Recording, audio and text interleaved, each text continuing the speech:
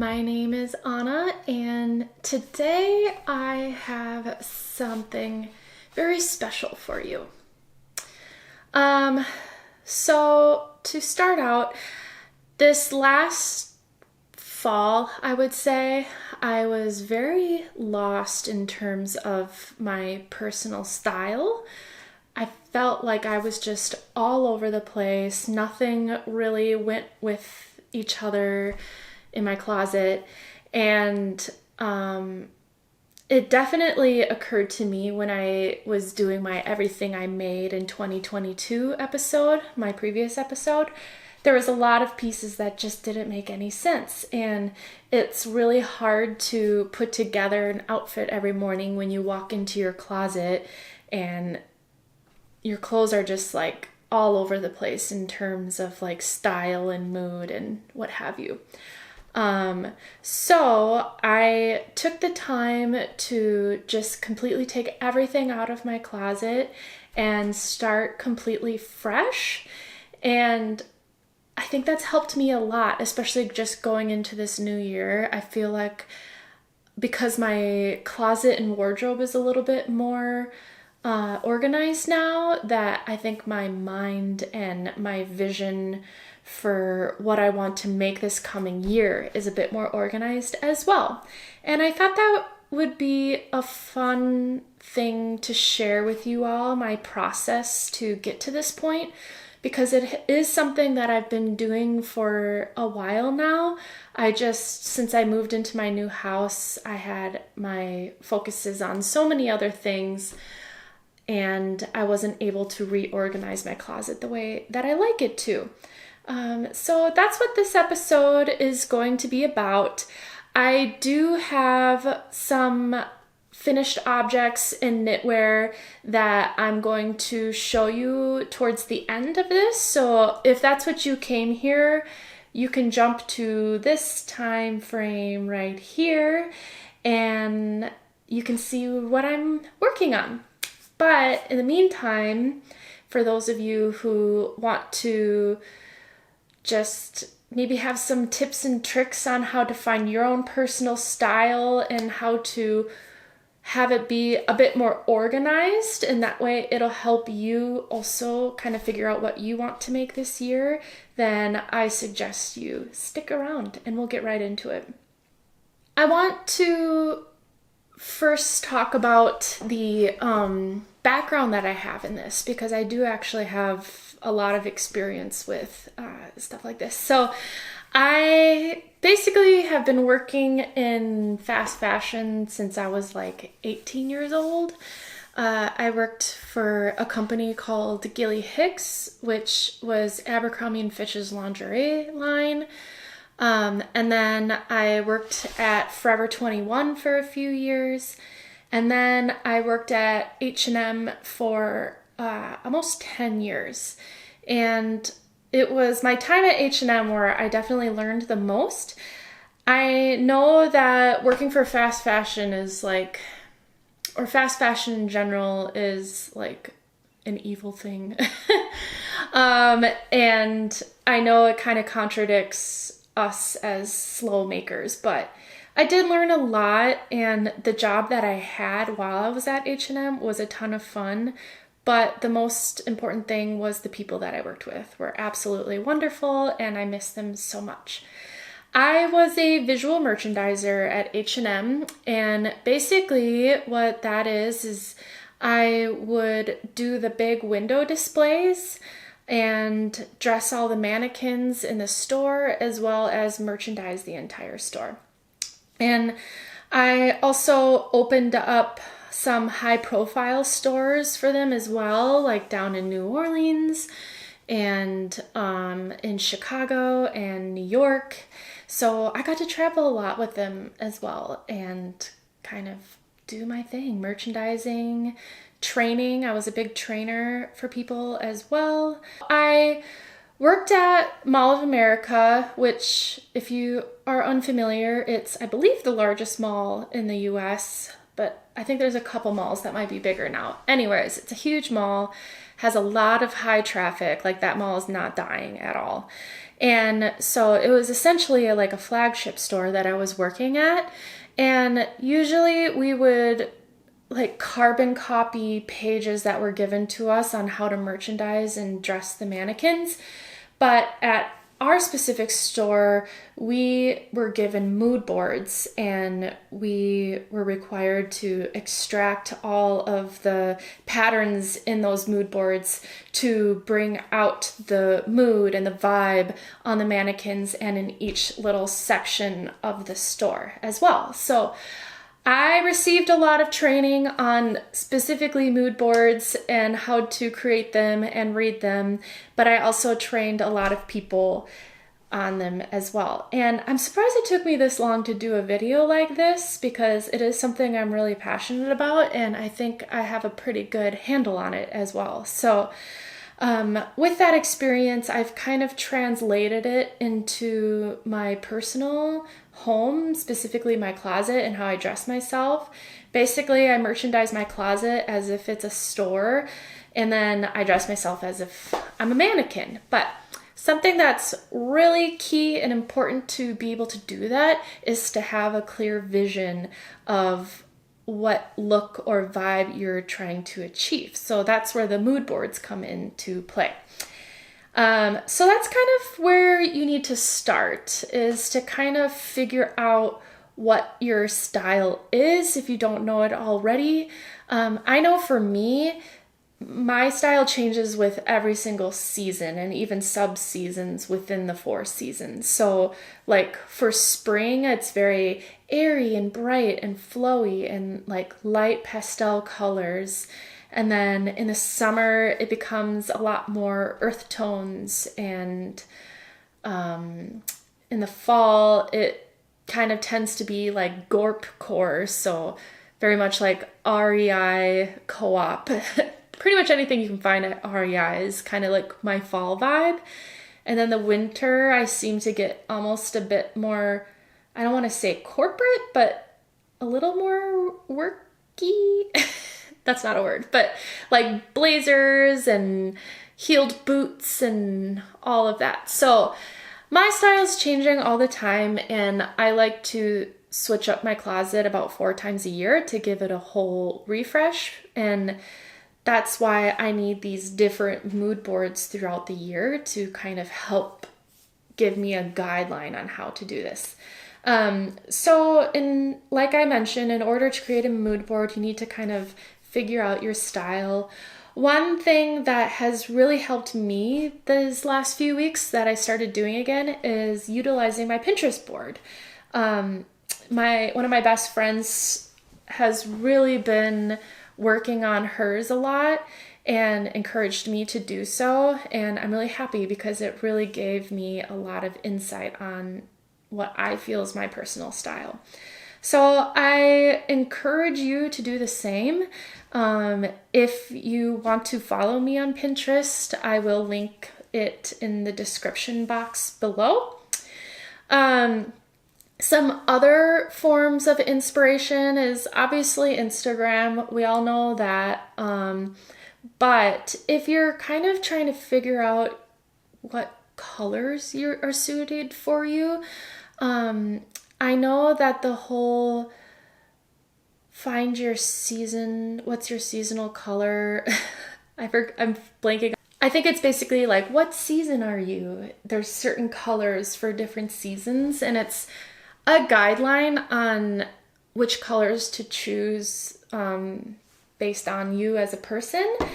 And there is a TikTok that same friend who encouraged me on Pinterest sent me on a really easy way to figure out what season you are. And I'll also link that TikTok below too.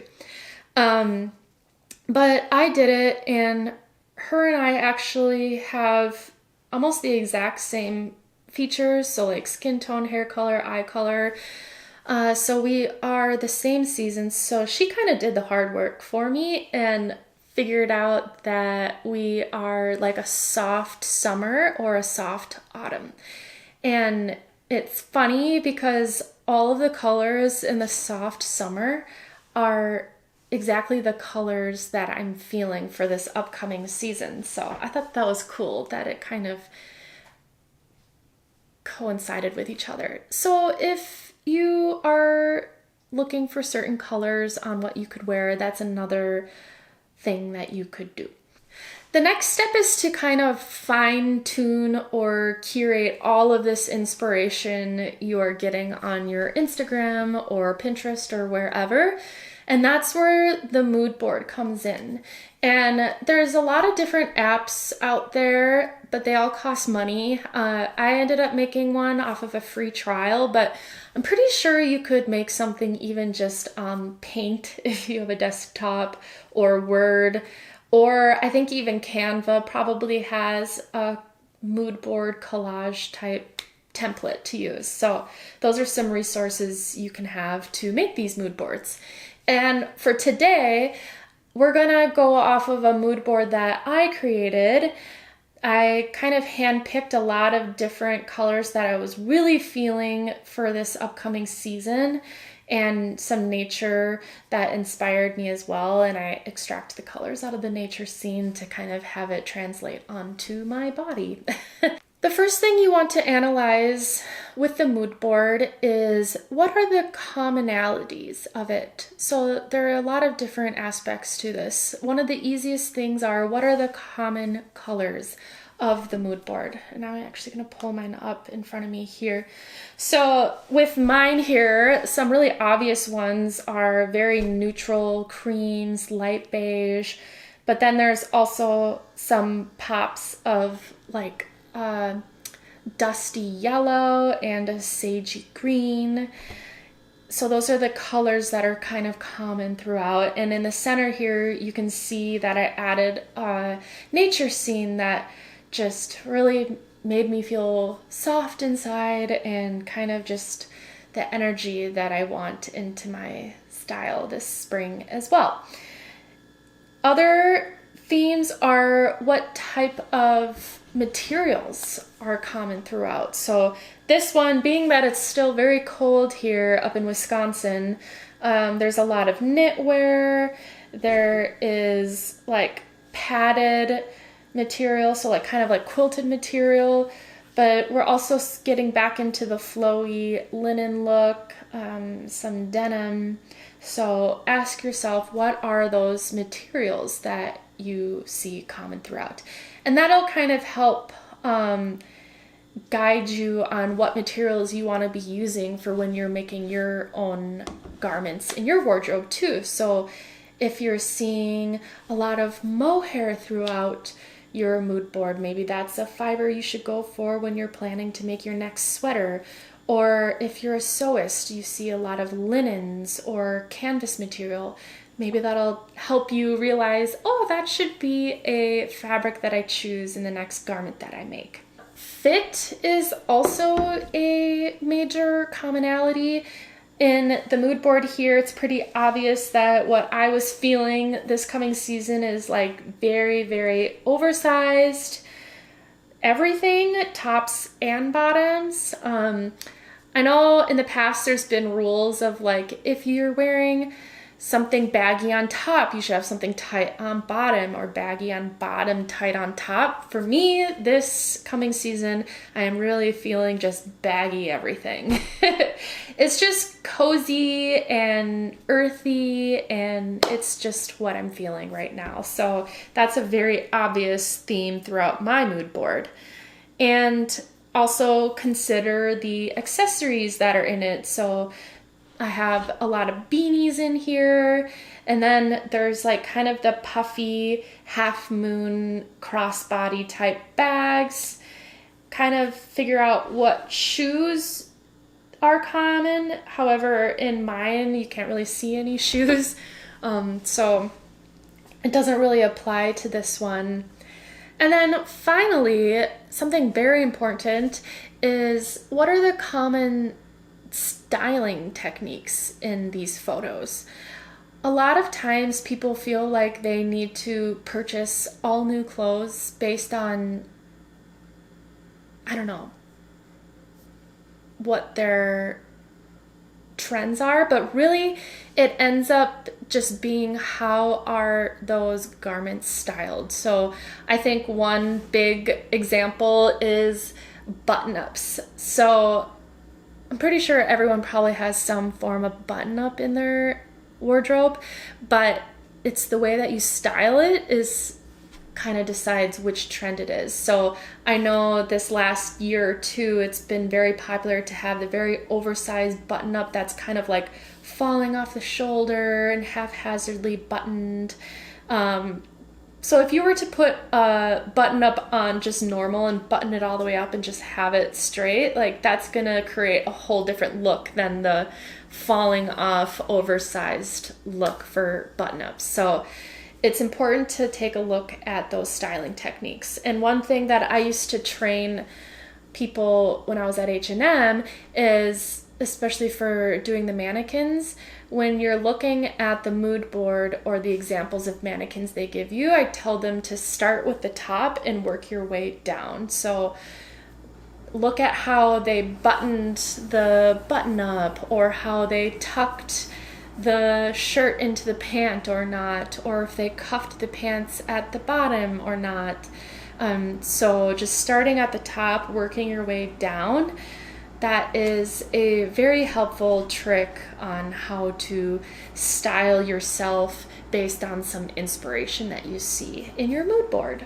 Next up, I thought it would be kind of fun if we went up to my closet and I show you how I organize it all, because I have a very effective system that I've been using for probably like 7 years now that's really helped me just get inspired with my own closet. And then we'll kind of walk through my mood board based on what I have in my closet and what I'm missing and items that I think I need to really enhance it based on the mood board, and what my plans are for making those garments and what I'm already working on, as well as something that I might be frogging because of that as well. So yeah, let's go up to my closet upstairs. Welcome to my closet. I apologize if it's a little difficult to see in here because it's a little bit small, but this is what we're working with. So giving a little tour, I have all of my tops hung here, and then I have dresses in the far back on the second bar, pants right here, and then jackets right here. I know you can't really see, but I also have more folded garments up at the top here, like sweaters. I have more sweaters hung on a rocking chair right here. These are like my homemade sweaters down here, because I don't want to be hanging those so much. So basically what I do with my closet is kind of like a capsule wardrobe, but a little bit different. I don't get rid of a bunch of things. I mean, I do get rid of things, but I don't only own like 25 pieces or whatever. I first got a bunch of nice hangers because I feel like hangers really kind of set a nice boutique vibe. I actually got these free when I was working at H&M. They were just display white hangers, but you certainly could get like wooden ones or whatever, but obviously the hangers you have are fine too because they get the job done. When I'm refreshing my wardrobe, I take absolutely everything out and I pull out everything. I have a dresser full of seasonal items that don't fit the color story, or I have unseasonable items in storage bins under my bed. So pull everything out, take everything off the hangers. I think that's really important to start with just like a blank slate in your closet with nothing hanging up. And I go through each one and I compare it to the mood board. Does this match the mood board? Does this match the mood board?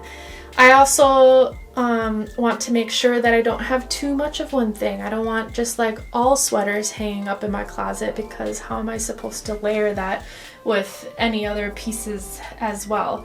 So those are some things that I think about when I'm choosing what's going into my closet.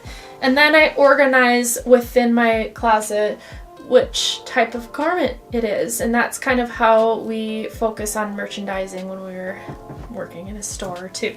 So starting at the left here, my left, or your left, I guess, we have like jersey type materials, so those soft knitted items. Here's a piece that I made last year, and some sweatshirts, turtlenecks. They make great layering pieces. And then I organize it by color, so lights to darks, in RG, Biv, or whatever. And then we get into some blouse type materials, so button-ups that can be layered or worn on top, and of course like color sorted and everything. And then getting into sweaters that I've purchased from stores in the past that I'm fine with hanging, that I still wear. And yeah, so I already told you, like dresses, pants, and then coats kind of, or jackets at the very end. And that kind of helps me build an outfit. I kind of just start from the right and I add each piece on, and then I have a whole outfit. And then you can't really see in the corner here, I have beanies too, because that's like a major aspect of my wardrobe too. So then it really helps me kind of figure out what it is that I need to add to my wardrobe to really round out the whole vibe. And what I focus on is what types of garments, as well as what colors I need as well. So starting off with colors, I have a lot of beiges and blues, but I think I need like some more greens, because in my mood board I showed like a olivey sagey green, but I only have one piece, and that's this jacket right here. But I definitely want a pair of pants in this color, and probably like a layering piece of some kind, or even maybe a sweater in this color. That is definitely something that I'm lacking. And I also think I need a little bit more of this peachy pinky color. I have just this sweatshirt here, and I do have a tank top from Knitting for Olive in this similar color as well, but I think maybe like a full sweater or a couple other layering pieces in this color would really round out the wardrobe as well.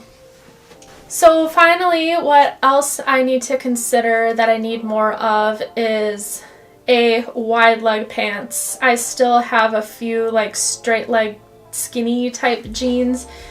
They're marked as straight, but they really are more like a skinny. So I just want flowy wide pants. I don't really have much of that. And then also I want something to easily layer on top. I like to wear 2 to 3 layers, but right now I only have a closet that works with like 2 layers. And by that I mean I need more vests. I want more knitted vests, just big boxy vests that I could just throw on over a t-shirt and a button up. And I also want a sewn vest too. I really like the look of that quilted style. I don't really have anything like that in my closet, and I think a vest would be really nice to help transition from winter into the warmer weather as well. So I was almost kind of thinking about doing hosting my first make-along for vests. If that's something you're interested, let me know below. I don't know, I thought it'd be fun to do like knitted or sewn or whatever. So yeah. I'm pretty set on button-ups and probably like sweatshirts too, so I know if I'm sewing anything, like I definitely don't need to make anything like that. But I do want more blousey type shirts, so less of button-up like this, and more of a blouse like this. So that's something else that I'll be focusing on when I'm planning on what to sew next. This is pretty much how I organize my closet. I also have some belts and accessories and like jewelry hanging on the wall here. And this has really worked out for me. And like I mentioned, I still have a dresser full of clothes too, so like t-shirts and stuff, but also garments that are seasonally appropriate, but just not in the color mood. And then for out of season stuff, so like right now we're in winter, I put all of my like high summer stuff in bins under the bed, like shorts or I don't know, certain dresses, just stuff that I can't really layer to make it seasonally appropriate. But yeah, let's go back downstairs and I'll show you some stuff that I'm making based on my mood board.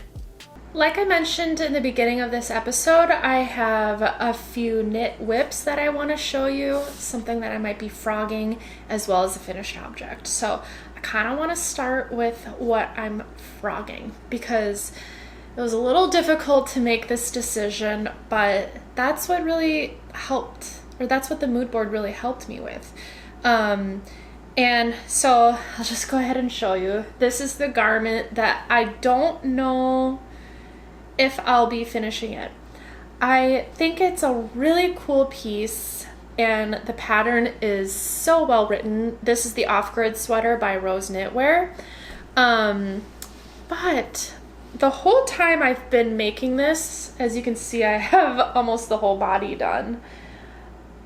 The whole time I've been making this, something just didn't feel right. I wasn't really excited to make it, and I kept having a hard time picturing how to style this with the clothes that I want to match just the vibe that I was going for this year. And first of all, I'm not really a stripe person, and I kept talking to myself, I'm like, well, these stripes are a bit more subtle because the white that carries throughout kind of blends them together. But also I think it's the colors that I chose. These colors are a little bit too vibrant. They're not really the tonal neutral look that I'm going for. So I think rather than ripping it all out, I'm just gonna put it on hold for now because who knows, maybe like I mentioned, my style seems to change through the seasons and I may want something like this in the future. I don't see any sense in ripping it all out, especially because I don't have a project planned for this yarn that I'm using anyways. So this is one that is going on hold, and once I made that decision, I felt so much better about it because I have two other projects that are just bringing me so much joy and I couldn't stop thinking about them, and I'm happy that I'm working on them now. So that's what I'm going to show you next. So this first one we've seen, and this is the beginnings of the Weekender sweater by Andrea Mowry. If you've been following along, you know that I am doing the Spin It to Knit It mal, I guess. And yeah, I spun up all the yarn and now I'm finally to the knitting portion. I am going to actually rip back a little bit because the yarn that I spun is color changing and I didn't really think about it, but it's going to have kind of a striping effect, which you can see in the beginning right here. I do not like stripes. And this is not a sweater that I want to self-stripe. I want the colors to be a little bit more gradual and random throughout. So what I practiced for a little bit in this section more up here is alternating two skeins to kind of blend out the striping a bit more. And it doesn't really look as bad in person, but on video and on camera, this purple stripe here is pretty prominent and it's going to bother me. I am going to rip it back to here, just like where the stockinette starts, and do the alternating skeins, and that will kind of smooth out this stripe a bit more and it'll make me happy. I haven't been able to work on it much this week because I have been very aggressively working on a test knit.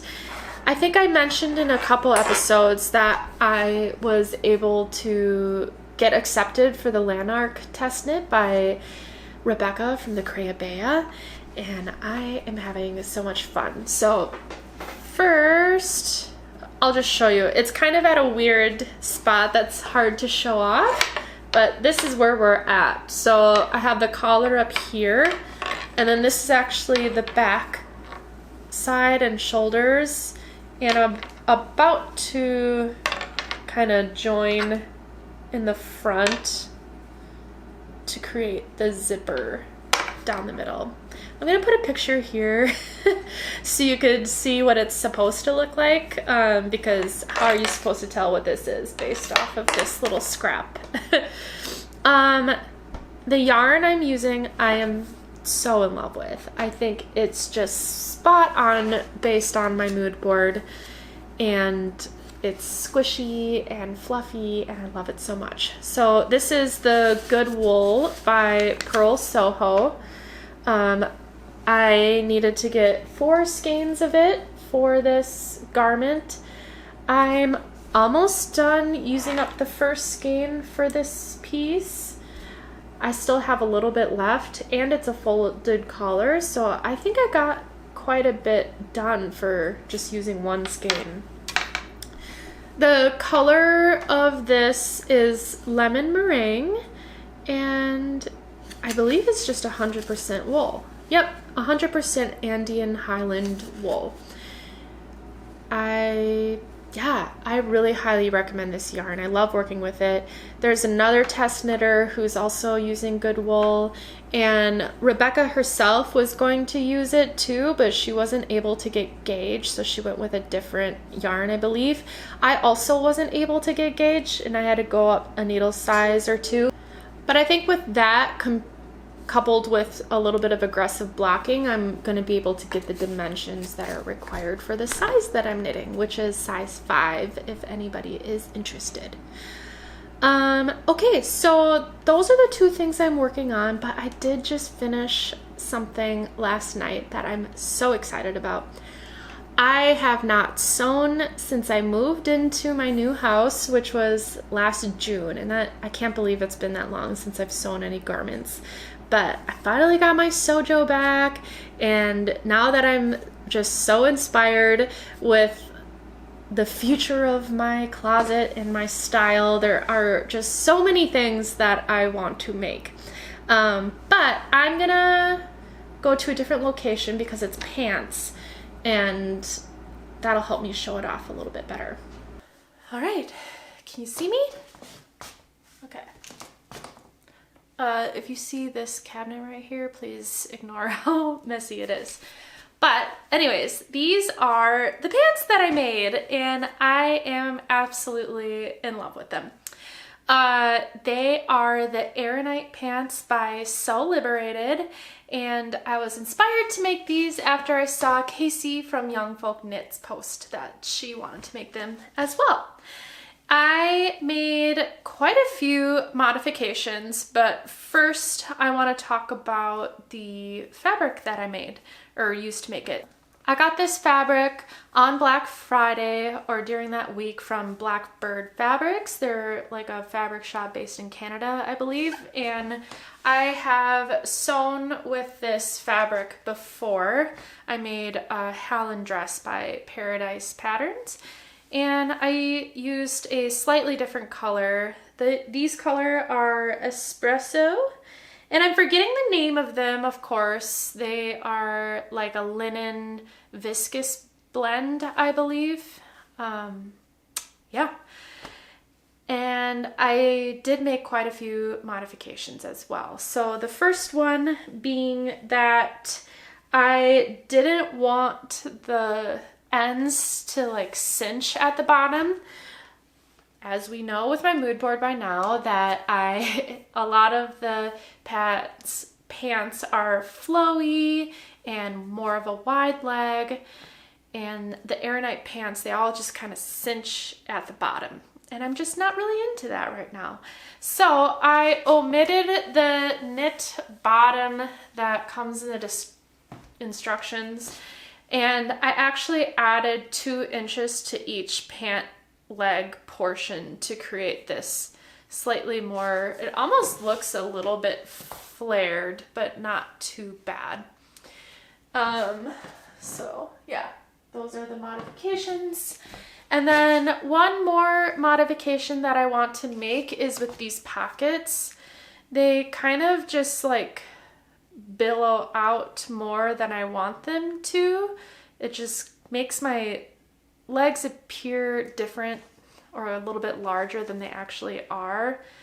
And part of the reason why I want to do this is if I'm wearing like oversized shirts over it, I don't want the shirt to like stick out like this. I don't know, I just want it to like lay nicer. So what I'm going to do is attach a little button on the side here so I can button it in a way, and that will kind of like streamline the sides a bit more. I hope that makes sense. I think that'll be an easy modification for this. But yeah, these are my Arenite pants, and I'm so excited to pair these with a lot of different outfits, and I actually want to make them in maybe a few different colors, like a soft sagey green and maybe even a cream. I'm really happy with how they turned out, and they're checking the boxes. That's pretty much everything that I have for this episode. Let me know if you like this style of video and if there's anything you'd like me to elaborate on in the future, or maybe even some other topics to cover. I'm always looking to do something a little bit different sprinkled throughout the knitting podcast, so it'd be fun to get more ideas. And I also have some fun ideas coming up that I'm very excited about. If you're a returning viewer, thank you for always following along. I appreciate you, and I love having the conversations in the comments below. If you're interested in following me on Instagram, my handle is Brookwillow_. And if you're new here, welcome. Consider subscribing, and if you like what you see, hit the thumbs up because that helps my videos a lot. But yeah, thanks again for coming along to this like workshop style video. It was really fun for me. And I hope you have a great rest of your weekend, and we'll chat next time. Bye.